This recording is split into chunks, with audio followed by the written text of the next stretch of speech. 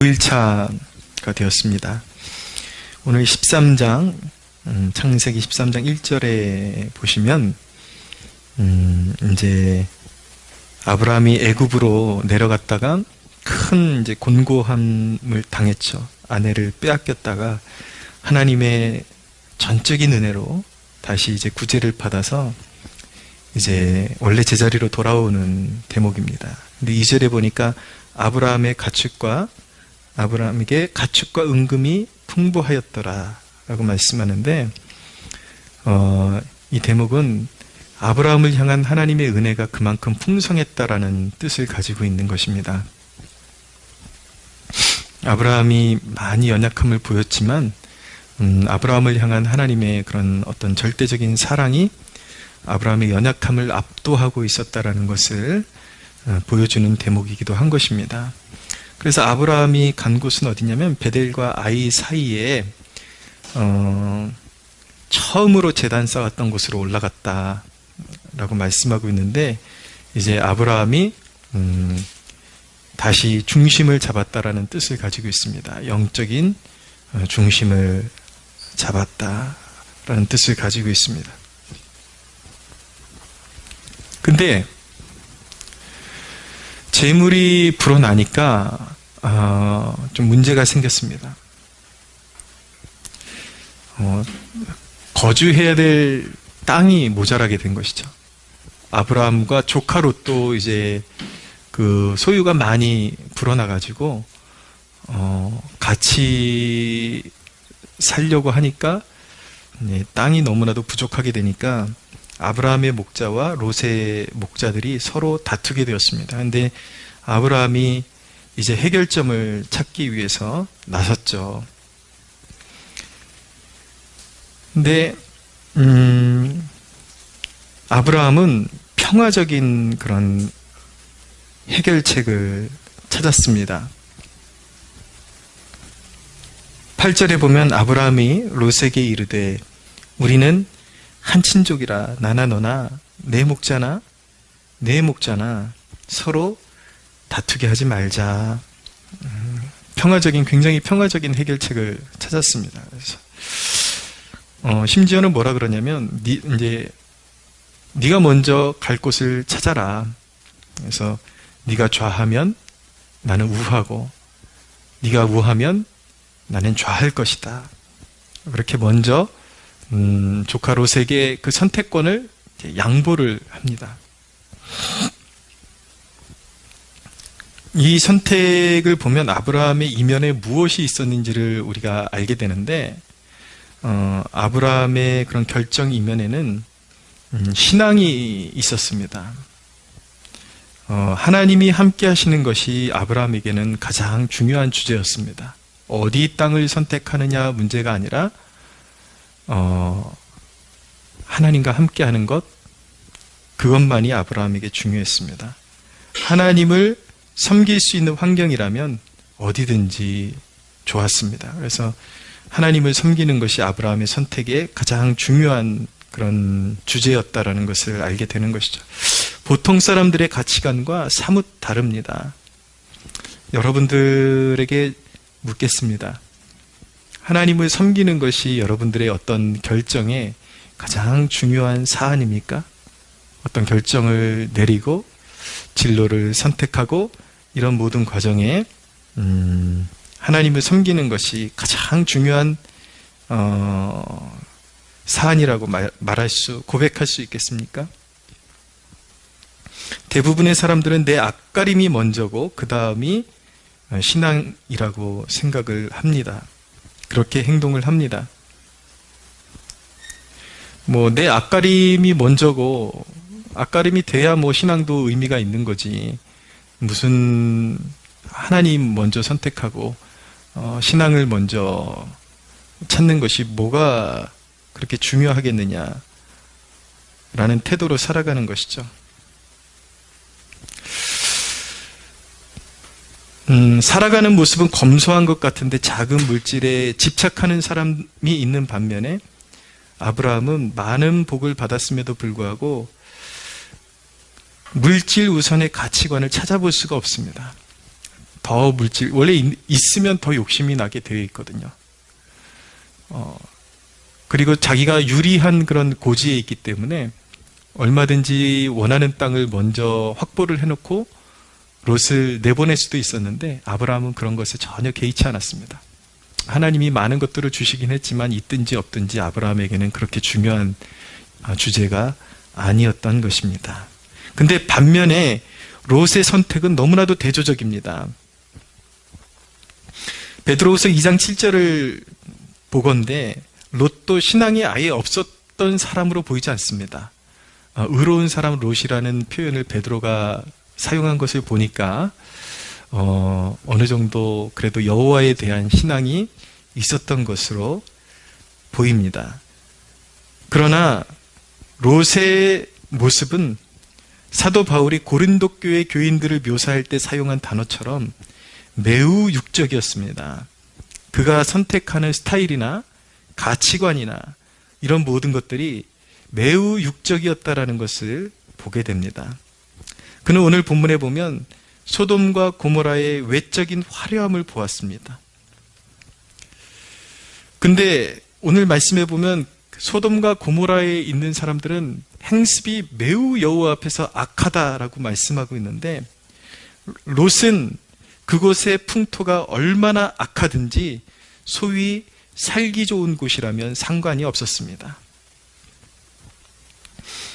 10절에 보면 롯이 보기에 소돔과 고모라가 여호와의 동산 같았다라고 말씀하고 있는데 이게 좋은 말씀이 아닙니다. 롯의 눈에 보기에 그곳이 여호와의 동산처럼 비추어졌다라는 것이죠. 이 말씀에는 그저 화려하고 크고 대우가 좋으면 하나님의 축복이라고 생각하는 흔한 사람들의 사고방식이 바로 롯의 사고방식이었음을 보여주고 있는 것입니다. 보통 사람들 대부분 그렇게 생각합니다. 그냥 큰 것, 큰 길 열리고 남들에게 내세울 만한 그런 길이 열리면 무조건 축복이라고 생각하죠. 이게 정말 내 신앙에 도움이 될까? 이게 정말 어떤 내 신앙의 어떤 부분을 해치지 않을까? 이런 건 상관없는 거예요. 그냥 많이 크게 화려하게 안락하게 그것이 그냥 축복의 전부인 줄 알고 살아가는 것이죠. 그러니까 롯이 소돔과 고모라를 봤을 때 마치 에덴처럼 그렇게 너무 축복의 땅으로 그렇게 보였던 것입니다. 속은 다 썩어 있고 하나님을 너무나도 진노하게 만드는 그러한 행실로 가득 찬 땅이었는데 겉으로 보기에 그 번지르르한 거에 그냥 완전히 영혼을 팔아버린 것이죠. 영혼을 가장 먼저 고려하는 아브라함과 영적 문제, 그러니까 신앙은 전혀 염두하지 않는 롯의 차이가 굉장히 두드러진 모습입니다. 신앙이 중요하지 않은 사람들은 일과 어떤 성취만을 중심에 놓고 진로를 선택합니다. 교회는 그들에게 언제든지 바꿀 수 있는 존재입니다. 그냥 어디든지 가면 교회는 있는 거니까 그냥 어차피 예배 드리는데 자기가 뭐 깊이 예배 드리는 스타일은 아니니까 그래도 신앙은 소위 자기가 가졌다라고 생각하니까 교회는 나가긴 나가는데 교회는 어느 동네든지 그냥 아무 데나 나가면 되는 거니까 그냥 일과 성취욕을 따라서만 계속 옮겨 다니는 거죠. 그렇게 진로를 선택합니다. 신앙 성장이라든가 어떤 자기가 하나님의 나라에 속해서 정말 하나님을 이렇게 좀 깊이 섬기겠다라는 그런 소원함은 전혀 찾아볼 수가 없는 것입니다. 그렇기 때문에 그들의 신앙은 항상 형식적일 수밖에 없습니다. 교회에 발은 딛지만 깊이는 없습니다. 정말 그리스도인의 그런 어떤 사명을 감당하는 모습은 찾아볼 수가 없습니다. 그런데 결론적으로 롯에게 화가 미친 주 요인이 바로 그것이었습니다. 그런 식으로 삶을 선택했기 때문에 롯에게는 결국 화가 미치게 된 거죠. 우리가 잘 알고 있지 않습니까? 소돔과 고모라가 얼마나 비참하게 망했는지 우리가 알고 있습니다. 많은 사람들은 그런 식으로 선택을 하기 때문에 롯처럼 하나님을 염두에 두지 않고 진로를 선택하고 그렇게 앞길을 선택하기 때문에 많이 겉으로 보기에는 많이 성취한 것 같아요. 많은 것들을 이룬 것 같은데 삶의 내용을 보면 가만히 그 중심으로 들어가 보면 매번 일에 치이고 사람에 치이고 그리고 번듯한 곳에 집도 샀는데 그의 마음에 평안이 없습니다. 왜 이리 괴롭지? 뭐 때문에 이렇게 공허한 거지? 라는 그런 외침 속에 늘 살아가게 되는 것입니다.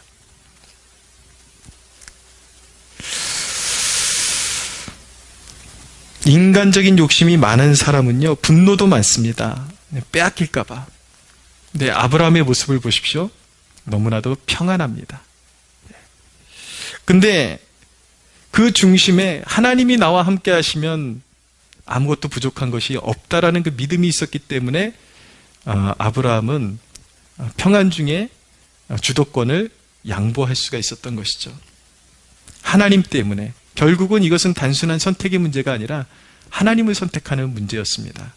그렇게 하나님을 선택한 아브라함에게 하나님께서 14절 이후에 나타나시는데 한번 같이 한번 14절부터 18절까지 또박또박 한번 읽어볼까요? 시작. 롯이 아브라함을 떠난 후에 여호와께서 아브라함에게 이르시되 너는 눈을 들어 너 있는 곳에서 북쪽과 남쪽 그리고 동쪽과 서쪽을 바라보라. 보이는 땅을 내가 너와 내 자손에게 주리니 영원히 이르리라. 내가 내 자손이 땅의 티끌과 같게 하리니 사람이 땅의 티끌을 능히 셀 수 있을진데 내 자손도 세리라. 너는 일어나 그 땅을 종과 횡으로 두루 다녀보라. 내가 그것을 내게 주리라. 이에 아브라함이 장막을 옮겨 헤브론에 있는 마므레 상수리 숲에 이르러 거주하며 거기서 여호와를 위하여 제단을 쌓았더라. 아멘. 아브라함은 아무것도 뺏긴 것이 없었습니다. 선택권을 양보했지만 아무것도 뺏긴 것이 없었고 오히려 하나님께서는 아브라함에게 격려하시고 원래 주셨던 그런 약속들을 다시 한번 상기시켜 주십니다. 반드시 너를 축복할 것이다. 약속의 땅을 줄 것이다. 내 자손을 번성케 할 것이다. 하나님께서는 그렇게 약속에 대해서 다시 한번 쐐기를 박아 주십니다. 에베소 5장 10절에는 이렇게 말씀합니다. 주를 기쁘시게 할 것이 무엇인가 시험해보라 라고 말씀합니다. 여러분 이 말씀을 꼭 기억하십시오. 때때로 여러분들은 어떤 하나님이 허락하시는 시험대 앞에 설 것입니다. 마치 하나님이 나야 아니면 그거야 라고 물어보시는 것 같이 그런 어떤 결단의 기로, 시험의 기로에 세우실 때가 분명히 있습니다. 그런데 여러분들 정말 복이 있는 존재로 살아가기를 원하신다면 그런 선택의 기록 가운데 정말 하나님만이 아시는 큰 결단이 여러분들의 삶에 있기를 축복합니다. 할렐루야. 네. 때때로 그냥 축복같이 보인다 그래서 그냥 받아들이지 말고 영적인 흐름을 잘 보십시오. 하나님께서 무언가 더 소중한 것을 앞에다 두고 그런 결정권을 나에게 주시지는 않는지 지켜보십시오. 어떤 선택이 가장 아름다운 선택인가?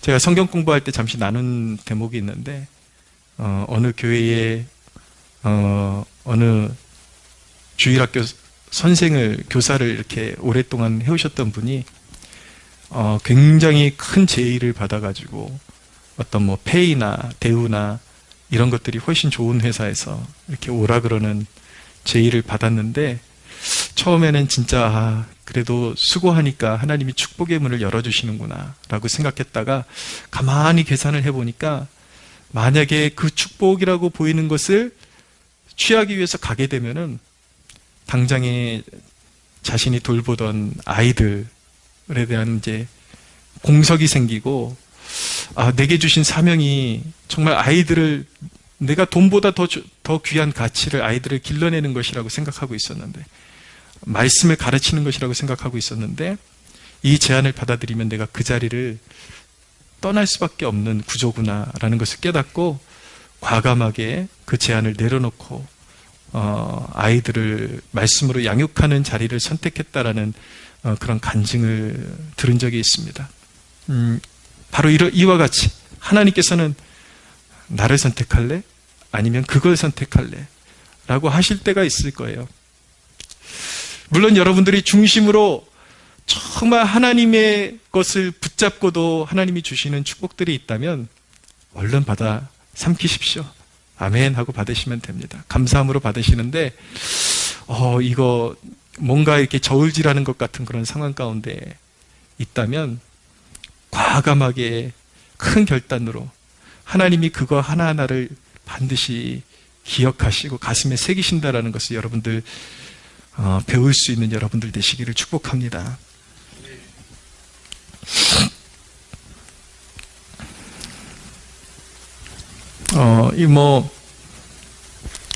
꼭 그런 예만이 아니에요.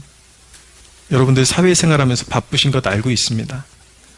근데 이런 수요일 모임 같은 때, 우리 중보 모임 같은 때, 우리 교회가 빤하잖아요. 솔직히 나올 만한 사람들 빤하고.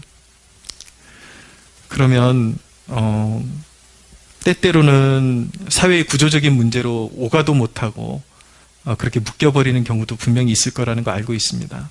그런데 어떤 사람들과 만나는 만남이라든가 어떤 더 뭔가 구미가 당길 만한 그런 어떤 약속들, 계획들이 있을 때에 정말 교회를 생각하는 마음으로 그것을 과감하게 내려놓고 기도의 자리로 나올 수 있다면 하나님이 얼마나 뿌듯해 하시고 기뻐하시겠습니까?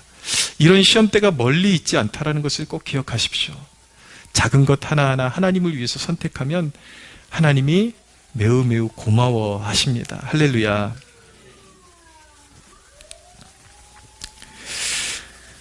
여러분, 세상 유혹 앞에 무모한 용기를 낼 수 있는 사람 결코 하나님의 복을 빼앗기지 않을 것입니다. 할렐루야. 좀 무모해지십시오. 이렇게 큰 것도. 그러나 때로는 하나님 괜찮습니다. 한번 좀 멋지게 내려놓을 수 있는 그런 믿음의 소유자들이 되었으면 좋겠습니다. 여러분, 정말 하나님을 섬기는 목적만을 위해서 모든 것을 포기할 수 있는 믿음이 존재할 수 있을까요? 근데 역사를 짚어보면 우리가 생각하는 것보다 더 그런 케이스들이 생각보다 많이 있습니다. 정말 대단한 사람들이 많습니다. 영국의 청교도들이 오로지 하나님만을 섬기기 위해서 신앙의 자유를 획득하고 오직 하나님만을 섬기기 위해서 배를 타고 떠났습니다. 그들이 세운 나라가 오늘날의 미국입니다. 물론 거기에는 가라지들도 섞여서 어떤 미국 역사에 좀 흑역사를 남긴 존재들도 있겠지만 분명한 것은 그 중심에 오로지 신앙만을 위해서 오로지 하나님만을 자유롭게 섬기기는 그 일을 위해서 배를 타고 미국으로 건너간 그런 청교도들이 있었습니다. 그들의 삶의 목적은 오직 한 가지였습니다.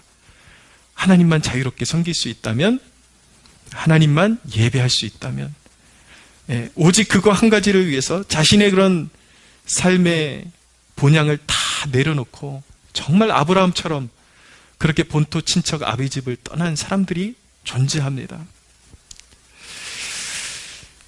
그렇게 배를 타고 신대륙이라고 하는 곳에 도착을 했지만 초반에는 결코 만만치 않았습니다. 그냥 축복이 임한 것이 아니라 초반에 그곳에 도착한 많은 청교도들이 정말 많은 고초를 당했습니다. 농사도 어떻게 지을지 몰라서 많이 굶고 춥고 사상자도 생각보다 많이 나왔습니다.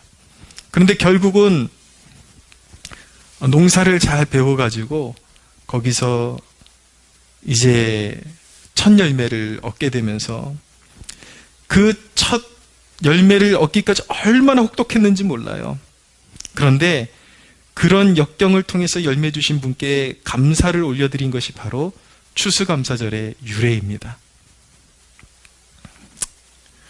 여러분, 사실 하나님만을 선택한다라는 것, 많은 고통을 감내한다라는 뜻을 가지고 있습니다. 할 수 있겠습니까? 여러분, 신앙의 선택이요, 그냥 내가 이 큰 걸 내려놓으면 제비다리 하나 고쳐주면 막 이따만한 넝쿨이 굴러 들어올 것 같이 그런 바람을 가지고 있지만, 사실 그렇지 않을 때가 참 많습니다. 내 딴에는 큰 결단했는데 정말 그런 희생이, 거듭거듭 희생을 해도 아무것도 나타나지 않을 때가 참 많습니다. 신앙이라는 것은, 내가 하나님을 선택한다라는 것은 사실은 그 역경조차도 감내하겠다라는 뜻을 가지고 있는 것입니다. 그러나 기억하십시오. 하나님께는 공짜가 없습니다. 하나님의 마음에는 간직되고 있고 반드시 열매 맺는 날이 오게 될 것입니다. 할렐루야.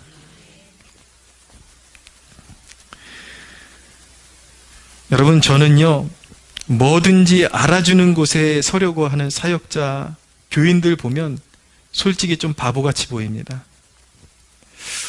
왜 그런 생각을 하지 못하는 것일까? 자신들의 젊음을 더 가치 있는 곳에 들이지 못하는 것일까? 내가 선 곳이, 내가 일군 곳이 사람들이 부러워할 만한 곳으로 성장하게 해달라는 배포를 가질 수는 없는 것입니까? 늘 누가 알아주는 곳에 쫓아가야 되고, 찬양 인도를 하는 사람들도 대부분 보면 처음부터 회중이 많은 곳에 서기를 원합니다. 그리고 더 좋은 기회가 생기면 작은 교회는 헌신짝처럼 버리고 바로바로 갈아타고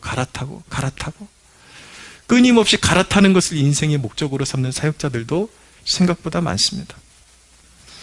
정말 가장 낮은 곳에서부터 숙성돼서 하나님이 정말 잘 훈련시켜 주셔서 하나님의 사람으로 빚어서 올려주시기까지 기다릴 줄 아는 사람을 찾아보기가 너무나도 힘이 든 시대입니다.